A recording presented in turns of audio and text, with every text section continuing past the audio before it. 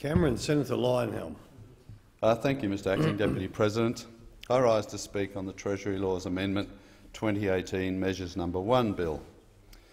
There are few needs more fundamental than the need for shelter and housing, and we're all aware that it is becoming increasingly difficult for people in Australia to afford a new home.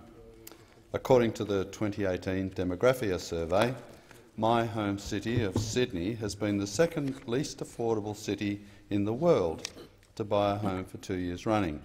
The median price for housing is 6.6 times median wages, up from less than 3 times median wages in the late 1980s. And even the most affordable region, Gladstone in Queensland, has housing 3.2 times the median wage. A generation of first-time home buyers is virtually locked out of the Sydney market, with an average time to save for a deposit on an entry-level apartment now 8 years, up from 5 years in 2007. Despite initiatives announced by the state government, such as accelerating land release to try and increase housing supply, and despite the record supply of 38,759 dwellings in 2017, Sydney's median house price rose 15% in the last year to $1.17 million. With strong immigration levels and with property seen as a secure investment, increasing supply is the best way to tackle high house prices. To reach the long-term targets set by the Greater Sydney Commission, and with a backlog of up to 100,000 potential purchases in Sydney, there needs to be 41,250 new houses built every year for the next 20 years, according to the Urban Development Institute of Australia. This has never been done before. Those in regional areas do not escape the pricing pressure, as the cost reverberates out from Sydney and the other capital cities to increase house prices nationwide. According to the Demographia report in 2017, the Illawarra is the third most expensive region in which to buy a house. It's therefore imperative that we minimise the discouraging effect of housing market taxation and regulation on consumers and suppliers. Yet, taxation currently accounts for up to a third of the price of a new home. This is staggering, making a new home one of the most highly taxed commodities in Australia. For example, a new home in New South Wales costing $800,000 would attract the following fees: GST of $80,000, state stamp duty $31,768, a state biodiversity contribution of $30,000 and a special infrastructure contribution of $7,236. This sums to $179,004 in total taxation. This compares with the taxation on an existing home costing $800,000 of $31,768 worth of stamp duty. So the difference in tax between a new home and the existing home is a staggering $147,236, and this is without accounting for other costs that might apply, such as land tax or local government rates paid whilst developing the site. And on top of all that comes Schedule 5 of this bill, which is an attempt to eliminate phoenixing in the building industry. Under current law, consumers seeking a new home obtain the price from a developer before approaching their bank to secure a loan.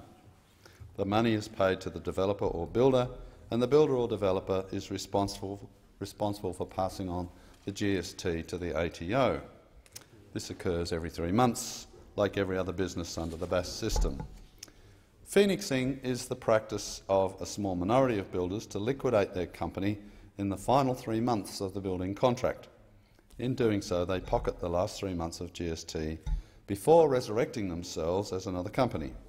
This means that tax money is ultimately not paid to the tax office and wages, as Senator Cameron advises. This bill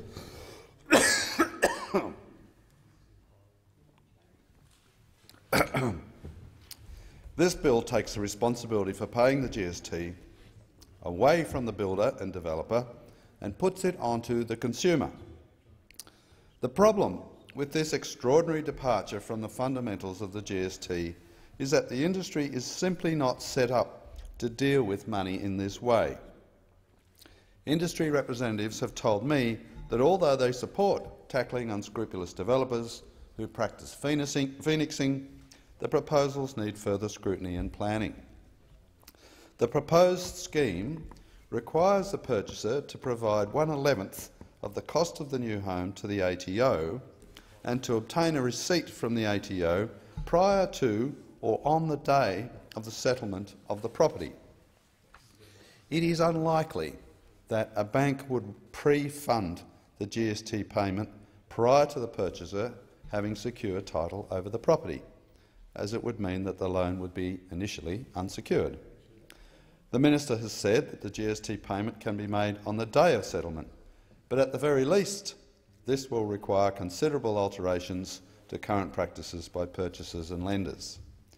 Development industry representatives have told me that the only system currently available to process the GST payments by purchasers is for a cheque to be issued and photographed as proof that it has been paid before or on the day of settlement. The PEXA system, an e-conveyancing tool, is available and preferable for dealing with this transfer, but time is needed for the industry to move across to this system. I am also assured that this bill will not be retrospective and that agreements made before the proposed implementation of 1 July 2018 will operate under the existing system. That's something at least.